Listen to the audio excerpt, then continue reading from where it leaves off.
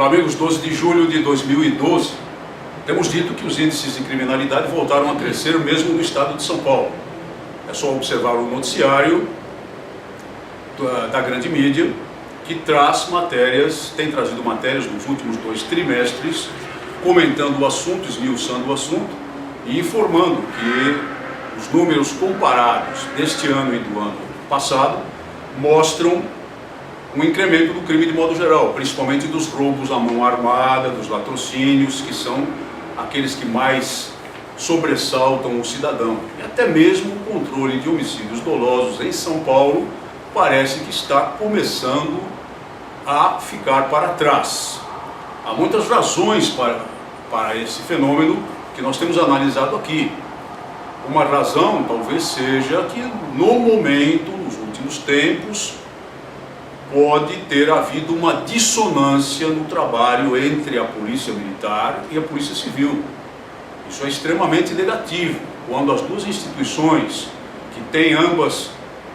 claro, as suas funções constitucionais, mas têm que trabalhar em harmonia para o objetivo total e comum da segurança pública, entram em dissonância por algum motivo, o resultado costuma se mostrar nos índices de criminalidade. A minha experiência profissional indica que talvez esteja a ocorrer esse fenômeno e, portanto, as autoridades superiores da área, o comandante-geral da Polícia Militar, o delegado-geral de polícia, o secretário de Segurança Pública, devem estar atentos para corrigir esse problema em prol da população. Não podemos ficar a observar dados estatísticos em crescimento numa situação como a de São Paulo, que era uma situação dada como exemplo no mundo inteiro, sem intervir de modo objetivo, claro, para reverter essa situação. E o cidadão vai ficando cada vez mais sobressaltado, evidentemente, com as notícias, e porque ele percebe no entorno, ele percebe onde ele mora, ele percebe no seu ambiente de trabalho, ele percebe pelas conversas e pelas experiências vividas, não necessariamente por ele, mas por outras pessoas, que vai aumentando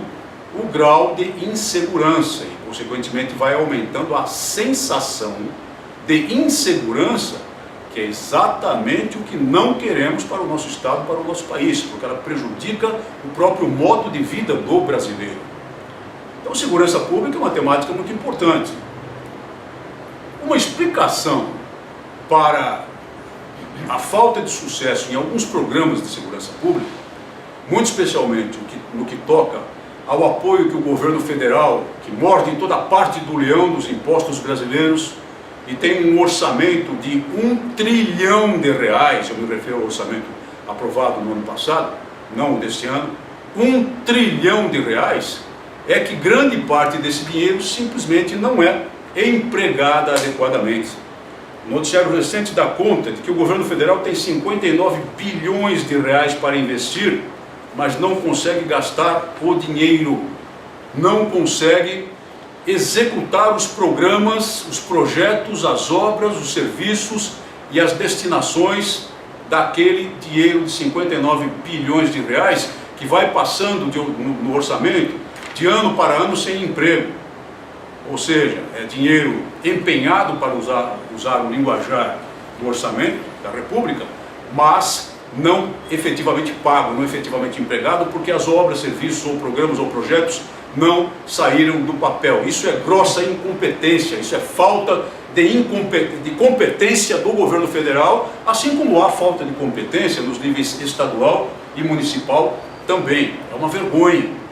É dinheiro que poderia estar a produzir resultados importantes na área de saúde, na área de educação, essencial para o país, na área de segurança pública, uma grande aspiração dos brasileiros, e outras áreas de importância, evidentemente, dentro desse orçamento gigantesco do governo federal de R$1 trilhão. Então é preciso pugnar por competência e por probidade também, porque do dinheiro efetivamente empregado nós sabemos quanto desliza para os bolsos dos espertalhões que estão no poder, e basta também acompanhar o noticiário e os escândalos todos que ontem produziram muito bem, infelizmente dessa vez, a cassação do mandato de um senador da República em que eu cheguei a acreditar e cheguei a olhar como um potencial candidato à presidência da República. Então vamos exigir nesse momento eleitoral pessoas de bem para concorrer aos cargos públicos e negar o nosso voto às pessoas que não se preocupem com a causa da segurança pública. O município não é o responsável primordial pela segurança pública, sabemos disso e já explicamos isso aqui muito bem. Mas competem ao município os chamados programas de prevenção primária, que potencializam a energia, que potencializam a dinâmica, que potencializam a atuação da Polícia Militar em especial e da Polícia Estadual como um todo. Programas de prevenção primária como, por exemplo, ordem urbana, para evitar que as pessoas fiquem expostas à ação da marginalidade oculta, mimetizada no ambiente, iluminação pública, programas que garantam educação de boa qualidade em massa para os jovens, oportunidades aos meninos nas artes, nos espetáculos, nos esportes, para afastá-los do canto de sereia do crime organizado. Programas de suporte municipal para certas carências do Estado no que toca à atuação da força policial. Tudo isso o município pode fazer. Tudo isso depende da boa vontade de um chefe de executivo municipal, da boa vontade dos legisladores municipais. Então, deem o seu voto às pessoas que tenham probidade e competência, que usem bem o dinheiro público, que saibam usar bem o dinheiro público, saibam gastar bem o dinheiro público e, ao mesmo tempo, não imponham mais taxas nem mais impostos extorsivos ao cidadão, porque, apesar de não conseguirem gastar, querem mais dos 3 planos de governo, tanto na União, como no Estado, como nos municípios. Deem o seu voto às pessoas que ajudem